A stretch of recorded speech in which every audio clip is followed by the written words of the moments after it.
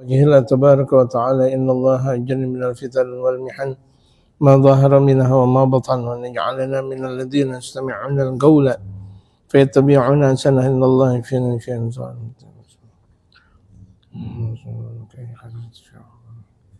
إلى حضرة النبي المصطفى محمد صلى الله عليه وآله وصحبه وسلم. الفاتحة.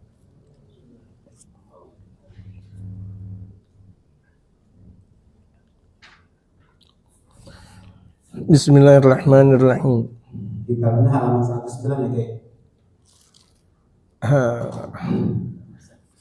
100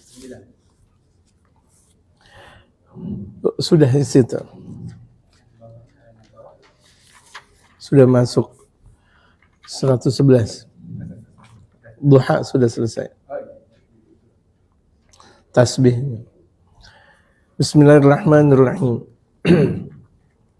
Alhamdulillahi Rabbil Alamin. Wassalatu wassalamu ala ashrafil anbiya wal mursalin wa ala alihi wa sahbihi ajma'in, amma ba'd. Qad qala al-mu'allifu rahimahullah ta'ala wa adama an-naf'a bihi wa bi'ulumihi fid darain amin. Qala wa min al-mustahabbi al-muta'akkadi ihya ma baina 'isha'ain bi salatin wa huwa al-afdal أو صلاة أو قرآن أو ذكر لله تعالى من تسبيح أو تهليل أو نحو ذلك. قال النبي عليه الصلاة والسلام من صلى بعد المغرب 6 ركعات لا يفصل بينهن بكلام عدلنا له عبادة 12 سنة. وورد أيضا أن من صلى بين المغرب والعشاء 20 ركعة بني له بيت في الجنة. Allahu Akbar. Ini diantara perkara sunnah yang sangat mustahabul muta'akkad. Perkara sunnah yang sangat, yang pahalanya itu mendekati wajib.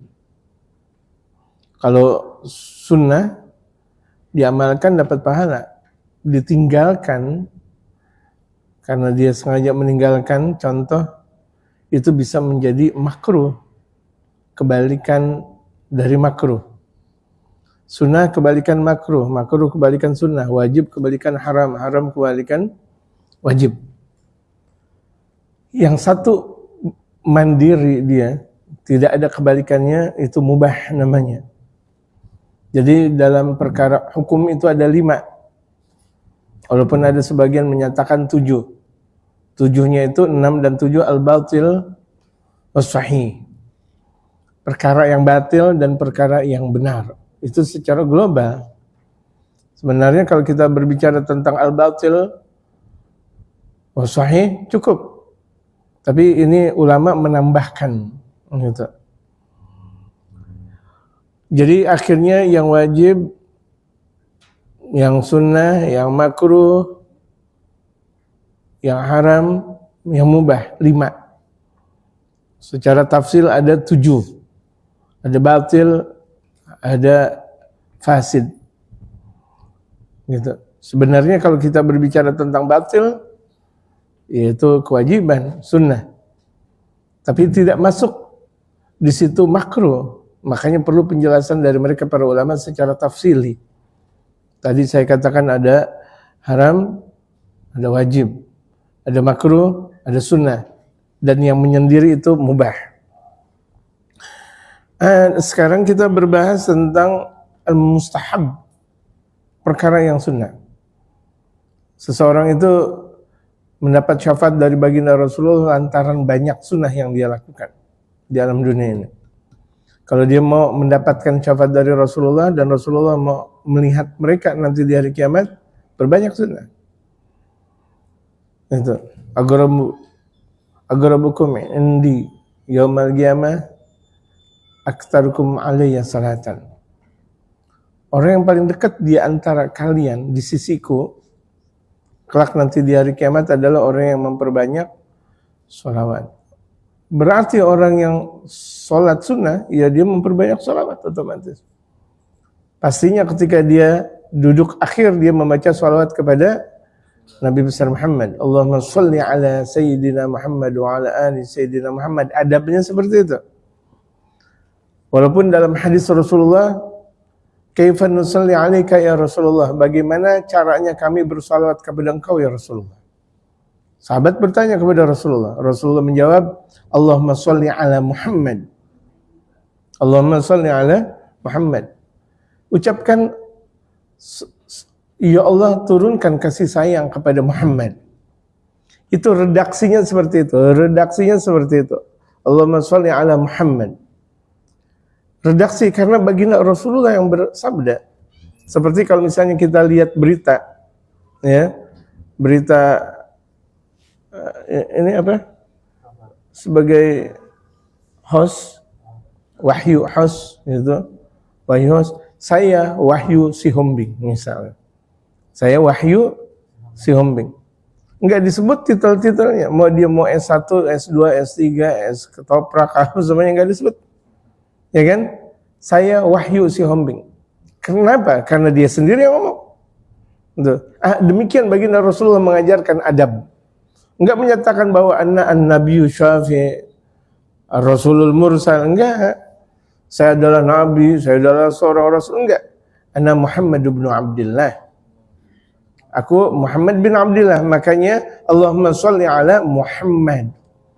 Rasulullah enggak ngasih gelar karena beliau yang ngomong. Itu adabnya, adabnya. Jadi bagus nih orang kalau misalnya ngomong sama orang lain, jangan kasih gelar. Yang ngasih gelar adalah orang lain. Saya nih kiai, jangan. Saya nih Habib, enggak. Yang manggil kiai, yang manggil Habib, yang manggil ustaz, yang manggil apapun namanya orang lain. Dia sendiri, saya Al-Faqir ilallah, saya Fulan bin Fulan. Seperti itu. Itu adab. Dan itu adalah bahasa yang perlu diperhatikan. Dan itu diantara adab dalam berbahasa. Jangan kita menyanjung diri kita. Ya, jangan kita menyanjung diri kita. Tidak pernah ada lautan menyatakan bahwa aku adalah lautan. Sebagaimana gunung menyatakan bahwa aku adalah gunung. Yang menyatakan gunung itu adalah orang lain. Masya Allah. Ilmuka mithlal jibal. Ilmu engkau bagaikan gunung. Yang menyatakan siapa? Orang lain. Jadi banyak orang tuh membaca salawat Allahumma sholli ala Muhammad. Gitu. Padahal di situ ucapan baginda Rasulullah secara narasi. Adabnya kita menyatakan Allahumma sholli ala Sayyidina Muhammad wa ala ali Sayyidina Muhammad. Kalau sama atasan kita aja kita panggil Bapak, itu atasan kita. Bukan dia yang ngasih duit kepada kita. Kita yang ngasih duit kepada mereka karena kita kerja. Sesungguhnya seperti itu. Tapi kan kelihatannya menurut kita, oh kita dikasih duit nih, kita dikasih duit dari atasan. Gitu. Tetap kita katakan Bapak. Berani gak diantar kita menyatakan kepada atasan kita dengan namanya saja? Ada gak yang berani? Ada gak yang berani? Masih lama pensiun, dipensiunin dia secepatnya. Padahal masih lama pensiun, dipensiunin. Itu. Karena tidak mengikuti adab, melanggar aturan. Kalau itu adalah kepada pemimpin RT, RW, dunia, pemimpin dunia. Bagaimana pemimpin dunia dan akhirat? Sang pemberi syafaat, mutlak sang pemberi syafaat yang langsung izin dari Allah Subhanahu wa taala. Nabi besar Muhammad sallallahu alaihi wasallam. Jadi di antara perkara sunnah yang sangat pahalanya besar, ihya ma bainal isya'ain. Menghidupkan antara dua isya, antara maghrib dan isya. Ini banyak sekali nih orang antara maghrib dan isya di perjalanan. Antara maghrib dan isya tidur. Antara maghrib dan isya main HP zaman sekarang. Antara maghrib dan isya dia makan. Padahal tuh al-kunuz ma bainal isya'ain. Dikatakan oleh Imam Abdullah bin Abu Bakar al-Idrusul Akbar. Perbendaharaan akhirat itu antara maghrib dan isya. Berbagai macam perbendaharaan akhirat itu adalah antara maghrib dan isya. Waktunya cuma sekedar 1 jam, tapi di situ mutiara keagungan Allah Subhanahu wa taala. Gitu. Antara maghrib dan isya 1 jam waktunya sebentar. Kalau kita hitung dari qomat sampai adzan isya lagi 1 jam kurang lebih. Padahal kan waktunya sebentar, tapi bagaimana keadaan kita kepada Allah Subhanahu wa taala? Makanya waktu antara maghrib dan isya itu disebut dengan waktu taubat. Ada salat antara maghrib dan isya namanya salatul awwabin. Apa artinya salatul awwabin? Salat orang-orang yang taubat kepada Allah. Jadi orang yang taubat itu nggak harus habis dia melakukan dosa, tidak. Habis orang melakukan dosa kemudian taubat, itu taubatnya orang awam. Tapi taubatnya orang soleh, habis melakukan kebaikan dia taubat kepada Allah Subhanahu wa taala. Habis melakukan kebaikan, contoh habis kita salat. Jika Assalamualaikum warahmatullahi wabarakatuh, ulama mengajarkan, kemudian kita ucapkan apa di situ? Astaghfirullahaladzim. Bareng tuh, Astaghfirullahaladzim. Salatnya kita banyak kekurangan. Ada di antara kita salat kita sempurna? Nggak ada. Gitu. Pasti bakal banyak kekurangan di sana dan di sini. Nah, penting kita menyatakan kekurangan kita dengan istighfar. Astaghfirullahaladzim, ya Allah. Ya Allah, astaghfirullahaladzim. Baru dalam takbiratul ihram, hati kita sudah kemana-mana. Enggak kepada Allah, enggak dalam bacaan yang kita baca. Padahal yang kita baca, Bismillahirrahmanirrahim. Alhamdulillahirabbil alamin. Pemahaman kita ke mall, pemahaman kita ke tempat kerja, pemahaman kita luar dan dalam, yang kita pikirkan di luar, itu kan kurang namanya. Perlu istighfar. Makanya ulama menyatakan istighfaruna yahtaju ilal istighfar. Istighfarnya kita butuh kepada istighfar. Jadi setiap amal ibadah perlu dengan istighfar, karena butuh dengan istighfar. Jangankan si perkara yang batil tadi saya katakan, yang wajib saja, habis kita sholat berjamaah, kita istighfar. Menikah. Dimulai dengan apa? Astagfirullah. Padahal kan nikah ibadah. Diarahkan istighfar dulu. Kenapa? Karena di antara persyaratan nikah, syahid itu, sang saksinya itu adalah adil riwayat gitu. Kalau adil riwayat sah pernikahannya. Kalau misalnya ada 2 orang saksi nggak adil, nggak sah pernikahannya, karena persyaratan saksi itu adil. Adil itu dia tidak melakukan dosa besar dan tidak melulu melakukan dosa kecil. Itu namanya adil maksudnya. Jadi kalau misalnya ada orang melakukan dosa besar kemudian dijadikan sebagai saksi nikah, nggak sah pernikahannya. Kalau saksinya cuma 2 orang, yang seharusnya tuh kita lihat saksikan ulama seharusnya, betul nggak? Ini saksi pejabat. Coba aja lihat, betul nggak jemaah? Yang seharusnya saksi-saksi pernikahan tuh mereka para ulama-ulama. Zaman dulu nggak ada pejabat jadi saksi. Pejabat datang dinasehati, bukan menasehati. Zaman dahulu, gitu. Sekarang pejabat datang nasihatin ulama di situ cuma sekadar dibaca pembaca doa lagi itu ulama. Gitu. Kebalikan dari zaman-zaman dahulu, nggak dikasih ruang sebagai saksi, malah pejabat yang menjadi saksi. Kalau kita lihat secara hukum syariatul Islam, saksi itu wajib sebagai adil. Orang yang adil adalah orang yang tidak melakukan dosa besar dan tidak melulu melakukan dosa kecil. Kita pun bisa jadi nggak adil kalau kita habis melakukan dosa kecil melulu. Lihat perempuan auratnya, dosa, dan itu bukan dosa kecil, dosa besar. Nggak sempat taubat. Makanya tuh ulama sebelum nikah ngarahin orang semuanya baca apa? Istighfar. Dan istighfar itu taubat yang benar. Jangan istighfar astagfirullahaladzim kemudian nggak dimasukkan dalam hati, sama aja bohong. Gitu. Sama seperti kita habis sholat berjamaah tadi, istighfarnya kita cuma astagfirullahaladzim, nggak menyentuh hati, sama aja bohong. Itu nggak berdampak. Istighfarnya orang awam nggak berdampak. Tapi berapa banyak istighfarnya mereka para ulama berdampak. Jangankan kepada diri sendiri, orang lain kena manfaat dari istighfarnya orang yang soleh itu. Adalah orang saleh baca astagfirullahaladzim, astagfirullahaladzim. Orang yang ada di kampung sebelah kena manfaat, mendapatkan manfaat dari istighfarnya orang saleh.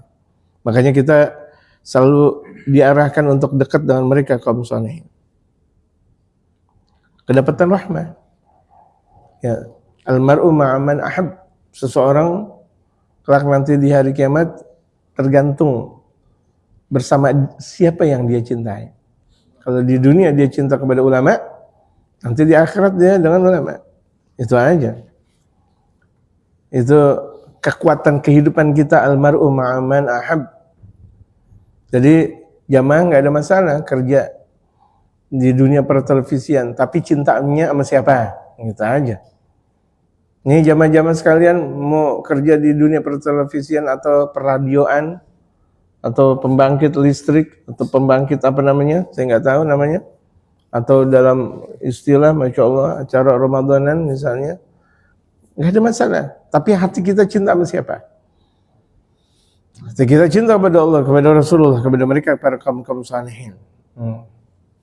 Kalau kita cinta kepada mereka, di dunianya kita bersama mereka, di akhirat bersama mereka. Amin. Nah kalau cinta kepada Allah, Rasulullah dan ulama, ngapain dong? Ikutin jalannya. Kan katanya kita cinta Allah, we love Allah, we love Prophet Muhammad, we love ulama dan sebagainya. Mengikuti perjalanannya. Nggak ada orang cinta cuma sekedar ngebual, aku cinta, tapi nggak ngikutin, bohong. Aku mah cinta sama ulama, tapi ngaji nggak, bohong. Karena cinta itu bukti, jamaah sekalian. Bukan ucapan. Cinta itu bukan ucapan. Saya sebenarnya cinta sama ulama. Bohong. Ngajikah engkau? Tidak, bohong.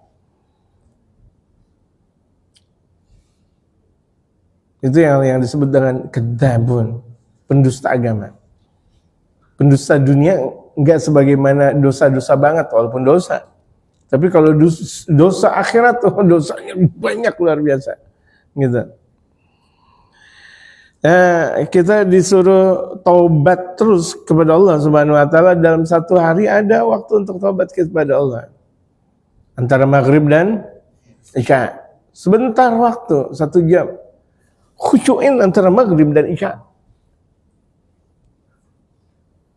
Man shallal isya jama'atan faka'annama gama al-laila kullah.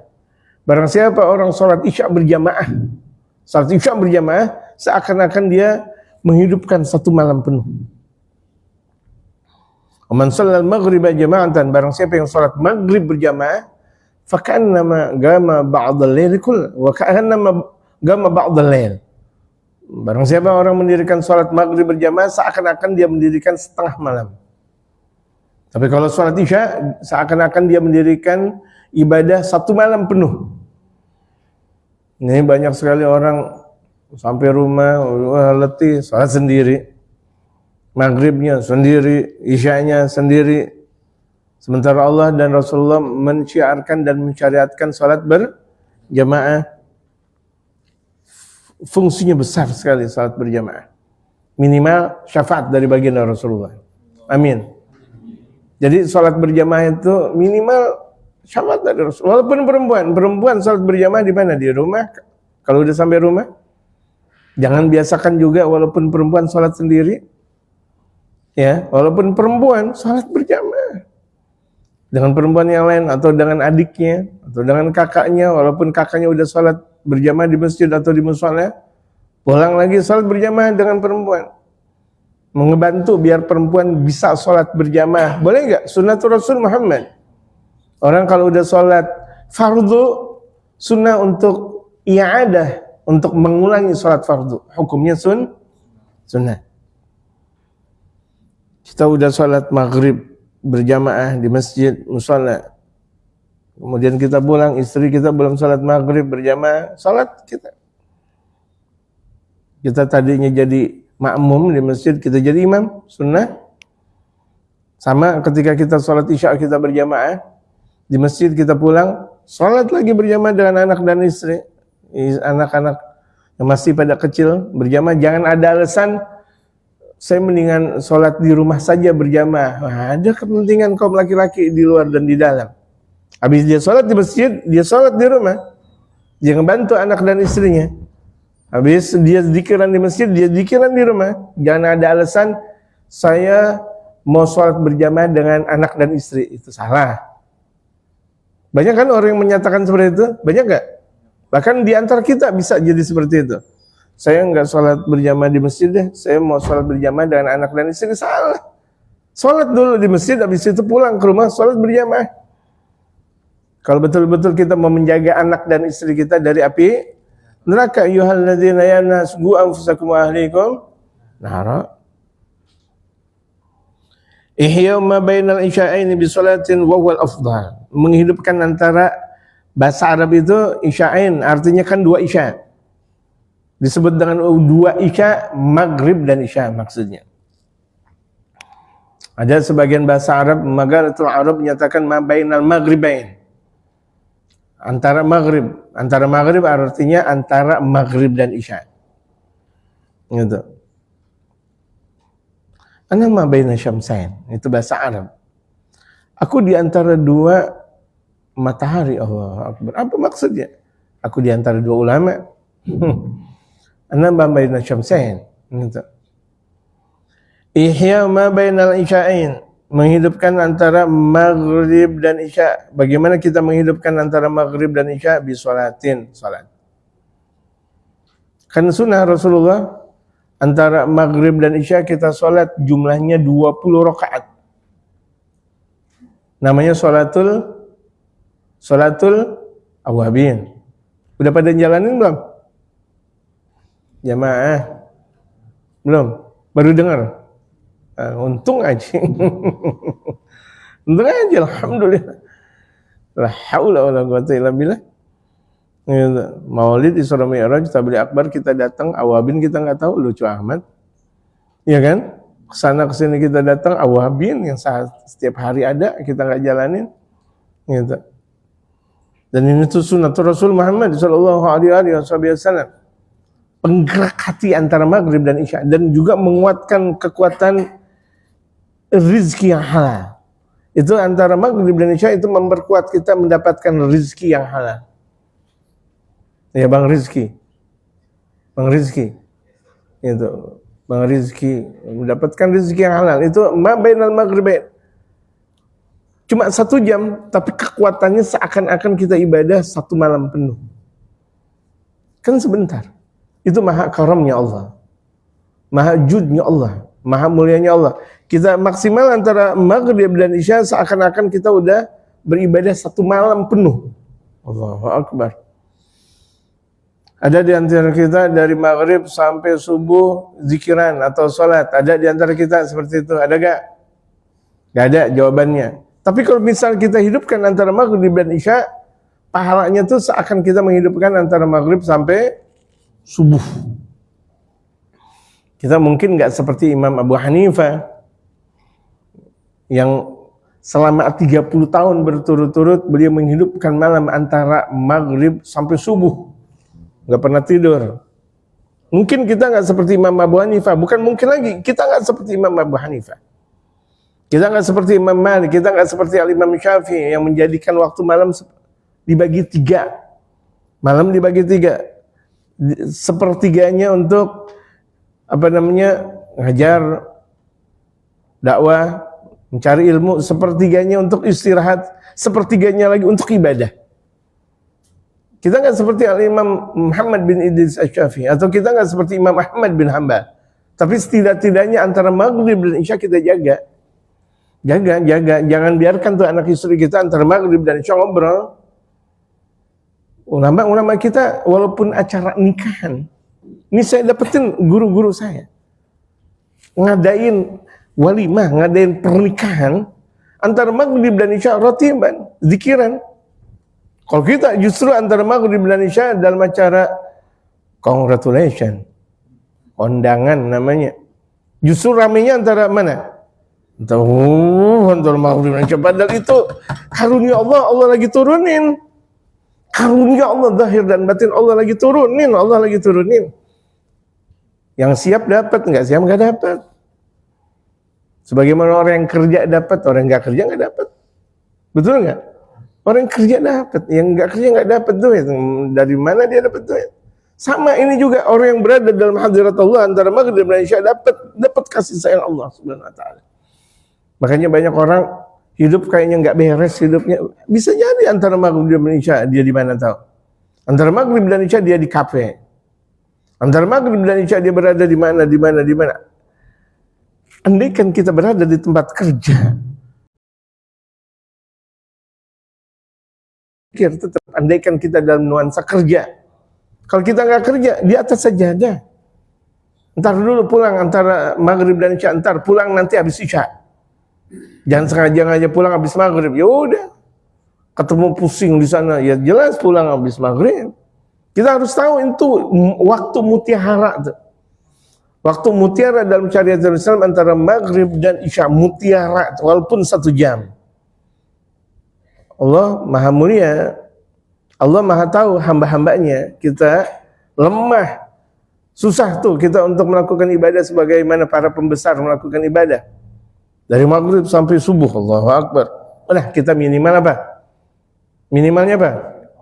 Dari maghrib sampai isya. Kemudian adzan, qabliyah, kemudian salat isya, dia pulang kerja nyaman. Naik kereta nyaman, naik mobil nyaman, naik motor nyaman, jalan kaki juga nyaman. Ini kan diantaranya jalan kaki kan, enggak naik kereta kan? Mau kemana? Rumah di sini naik kereta. Ya kan nyaman artinya, alhamdulillah. Udah sholat nyaman, alhamdulillah. Mau Allah panjangin umur, alhamdulillah. Mau Allah pendekin umur, mudah-mudahan Allah panjangin umur. Itu berkah di situ antara maghrib dan isya. Coba kita lihat kakek-kakek kita tempo dulu. Kalau pernah punya kakek dan dia tahu tentang asal usul kakeknya atau orang tuanya tempo dulu, antara maghrib dan isya mereka di mana? Langgar. Bukan artinya ngelanggar, dilanggar, di mushola. Di masjid nggak ada yang berani pulang tuh kakek-kakek tempo dulu. Walaupun ibaratnya sambil ngopi-ngopi di di depan masjid mushola, tapi kan nggak pulang. Ngobrolnya manfaat. Enggak pulang. Coba, Masya Allah, saya masih kecil melihat nuansa seperti itu indah sekali. Gara-gara kakek-kakek kongkong nggak pada pulang, akhirnya saya kecil juga nggak pulang juga antara maghrib dan isya. Saking banyaknya tuh orang yang antara maghrib dan isya nggak mau pulang ke rumah. Kenapa? Ibadah di situ. Sholat aja lagi, sholat lagi, Allahu Akbar. Andaikan ada pengajian, alhamdulillah. Kalau nggak ada pengajian, itu dia sholat. Sholatnya sholatul awwabin 20 rakaat. 20 rakaat. Boleh 20 rakaat langsung. Usolli sunnatal awwabina 20 rakaatan. Aku niat sholat awwabin 20 rakaat. Bagaimana rezeki 20 rakaat? Allah Akbar lagi, Allah Akbar, Allah Akbar, Allah Akbar, Allah Akbar, Allah Akbar, Allah Akbar, Allah Akbar. 20 rakaat, tahiyatnya berapa? 1. Boleh. Kita nggak ngaji, ini orang sableng kali ya. 20 rakaat kok nggak pakai tahiyat. Ente yang sableng. Nggak tahu ilmu ngomong lagi. Ini kebanyakan orang nggak tahu ilmu kan ngomong, betul kan? Boleh tuh 20 rakaat 1 salam. Jalankan, ini ilmu. Boleh. Ini udah dia nggak jalanin, dia ngatain ini kok 20 rakaat, dia belajar di mana, dia ngaji di mana, kitabnya apa? Ente yang bodoh. Kok ente bodoh bukan nanya ke ulama atau baca kitab, malah ente menyalahkan orang lain. Ini seburuk-buruknya orang. Dia nggak melakukan ibadah tapi malah menjelek-jelekan orang. Naudzubillah, cuma naudzubillah. Apalagi yang dia jelek-jelekan ada ulama. Naudzubillah, cuma naudzubillah. Jadi 20 rakaat berapa salam? Boleh 1 salam. Tapi afdolnya 2 rakaat 1 salam. 2 rakaat 1 salam lagi. 2 rakaat 1 salam. Berarti 10 salam.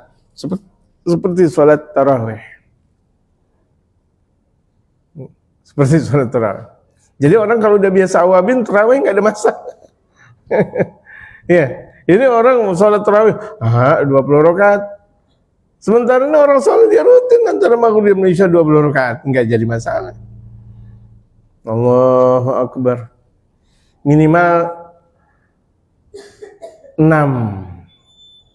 Minimalnya lagi 4, minimalnya lagi 2. Nah, kita bahas di sini. Wawal afdal, jadi antara maghrib dan isya itu sholat yang paling istimewa, sholat awabin namanya. Kalau kita sholat santai 1 jam, 20 rakaat 1 jam. Pas selesai salam dari 20 rakaat yang ada, azan isya. Au tilawati Qur'anin, atau tilawah Quran atau membaca Al-Quran. Maksudnya membaca Quran ini menderes Quran, mempelajari Al-Quran. Ada gurunya. Ada guru yang mempelajari, yang mengajarkan Al-Quran dengan tekanan panjang pendek yang benar, makharijul huruf yang benar. Apalagi di situ diajarkan tafsirul Quran, tadabburul Quran, wa qiraatul Quran, wa tafahumul Quran. Lebih bagus. Gitu, menurut kadar. Ada sebagian yang lagi baca Quran lebih tinggi lagi memahami tentang kandungan Al-Quran, lebih tinggi lagi. Orang yang di situ orang-orang para kaum ustaz misalnya belajar tentang tafsir. Gitu. Jangan masyarakat diajarkan tafsir. Masyarakat diajarin jangan tafsir. Masyarakat diajarkan dengan hal-hal kebutuhan mereka. Salat, zakat, mandi junub, gitu. Wudu dan sebagainya, gitu. Jadi kalau misalnya kita baca kitab juga ngelihat kondisi jamaah. Atau baca Quran, kalau misalnya kira-kira kita nggak mampu sholat 20 rakaat, ya udah baca Quran di situ. Au zikrin lillah, atau zikir, minimalnya zikir. Makanya kan ada orang antara maghrib dan isya baca rotib, misal rotibul Attas, rotibul Idrus, rotibul Haddad, atau zikiran apapun boleh, sangat bagus. Oh, saya nggak baca rotibul Attas, silakan, yang penting zikir. Oh, nggak baca rotibul Haddad, silakan, yang penting zikir. Membaca subhanallah, subhanallah, subhanallah, la ilaha illallah, sama zikir juga.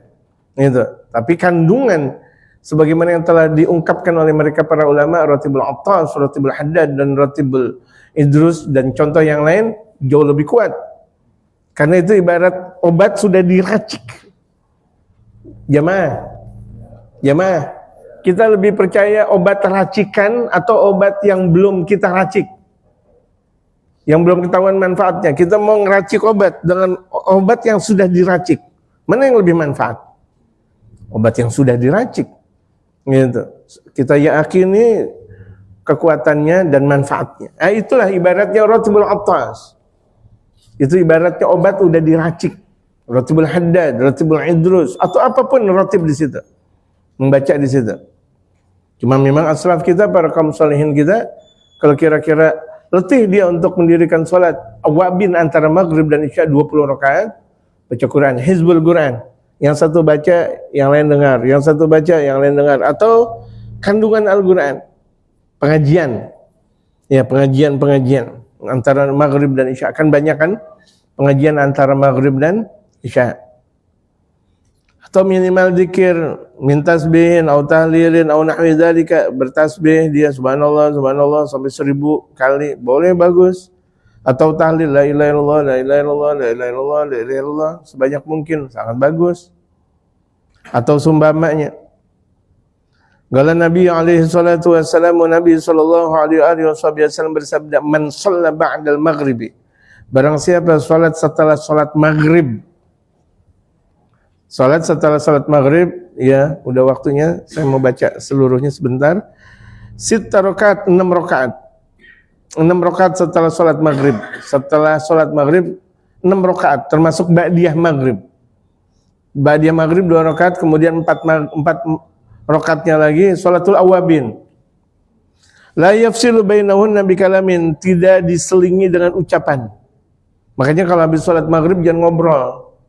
Apalagi ngobrol politik. Jangan ngobrol dunia, jangan. Aib sekali antara maghrib dan isya ngobrol-ngobrol yang enggak ada manfaatnya. Biarkan antara maghrib dan isya antara kita dengan Allah Subhanahu wa taala. Minimal. Jadi tidak dibarengi dengan ucapan adalna lahu ibadatan sanatai 'asyrata sana. Dia diumpamakan beribadah 12 tahun lamanya. Habis sholat maghrib berjamaah, kemudian setelah itu dia sholat 6 rakaat. 2 rakaatnya ba'da maghrib, 4 rakaatnya salat awabin. Seakan beribadah 12 tahun. Adalna lahu ibadatan sanatayn 'ashrata sanas. Itu diumpamakan buat dia ibadah 12 tahun lamanya. 12 tahun? Enggak tanggung-tanggung. Gitu. Padahal cuma sekedar berapa rakaat? 6 rakaat. Makanya umat Nabi besar Muhammad walaupun kecil, pendek, tapi amal ibadahnya banyak. Ini lihat. Ini cuma antara maghrib dan isya saja 6 rakaat. Pahalanya 12 tahun. Sayang kan? Kalau kita tinggalkan, umur kita pendek jamaah. Teman-teman kita udah banyak meninggal dunia. Yang ikut ngaji di sini aja, yang meninggal aja, saya mau hitung, banyak juga memang. Yang biasa saya lihat, yang nggak biasa saya lihat juga banyak, lebih banyak lagi.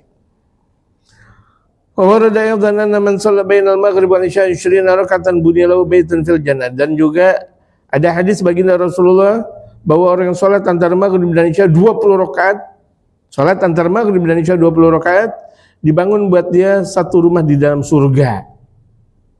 Berarti kalau besoknya lagi 20 rakaat lagi, 2 rumah.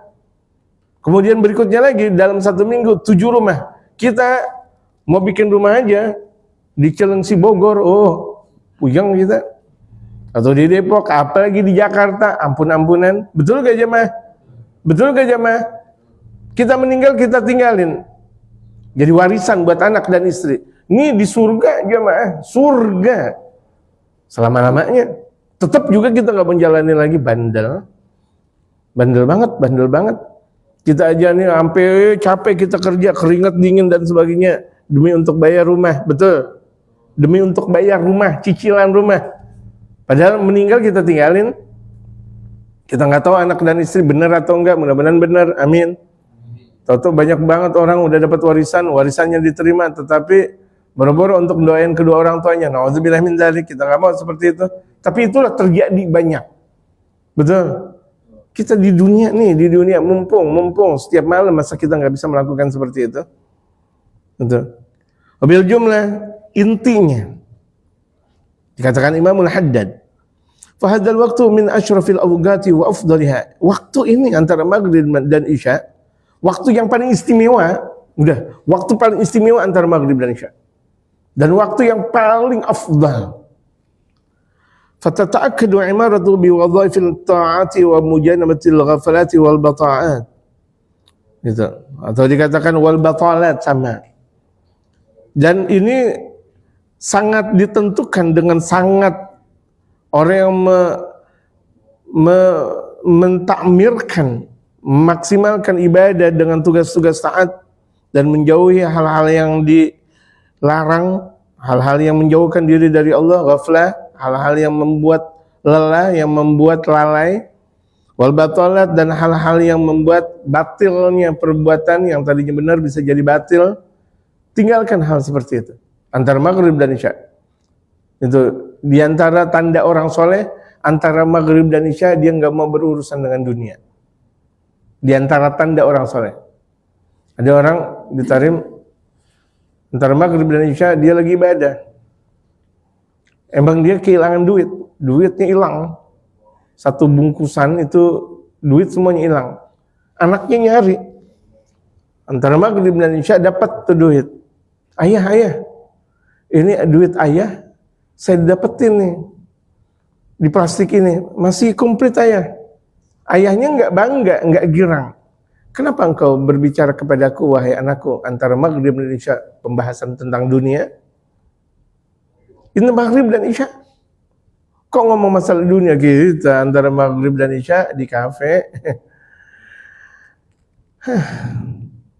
Bagaimana kita mau dekat kepada Allah Subhanahu wa taala? Ini waktu mulia. Waktu kita untuk dekat kepada Allah. Andaikan kita nggak mampu, ya udah kita di tempat kerjaan, di musola kerjaan udah. Kalau kita udah keluar kerja, daripada kita antara maghrib dan isya di jalanan atau di bus dan sebagainya, udah di musola kerjaan, zikiran dan sebagainya. Habis isya baru pulang. Itu minimalnya seperti itu. Jangan pakai alasan Jakarta udah ketahuan macet. Warada qiraatun naumi qabla salatil isya, dan hadis Rasulullah juga menjelaskan makruhnya tidur sebelum salat isya. Gitu. Fahdar minhu wa huwa min adatil yahud. Hati-hati karena itu adatnya orang Yahudi. Orang yang gempur Iran tuh. Ya. Israel, bukan Israel. Israel itu adatnya mereka tidur sebelum sholat Isya. Sebelum waktunya Isya. Jangan ikutin Yahudi. Wa fil hadis, dalam hadis Rasulullah man nama qabla salati Isya al-akhirah fala anama Allah ainah. Barang siapa yang tidur sebelum Isya, Isya akhir namanya Isya, Allah tidak bakal menidurkan matanya. Nanti susah tidur dia. Kenapa banyak orang malam susah tidur? Karena dia maghrib udah tidur. Akhirnya malam susah tidur. Wallahu a'lam. Alhamdulillah, kajian dan semoga ilmu yang kita dapatkan bermanfaat di akhirat.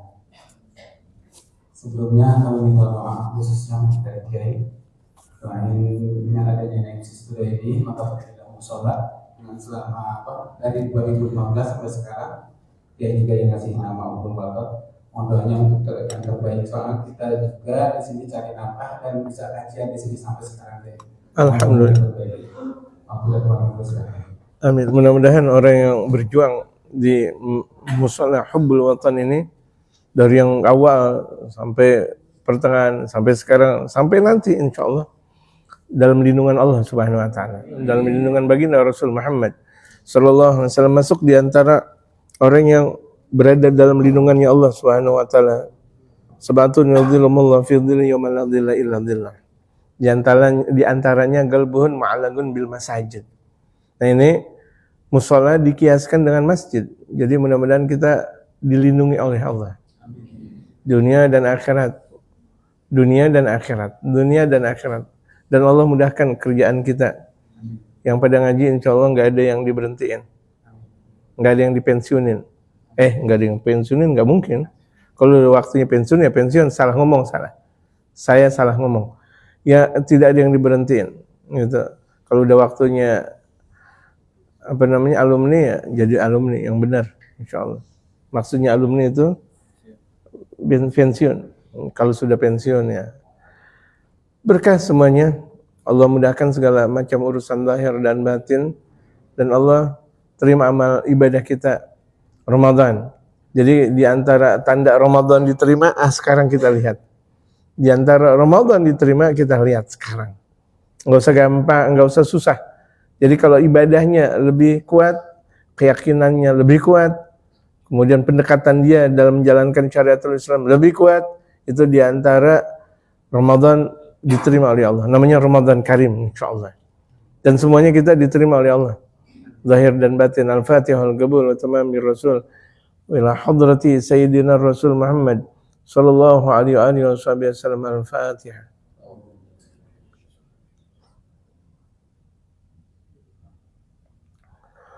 Untuk para atasan juga Allah mudahkan buat mereka yang sudah banyak mengizinkan acara ini.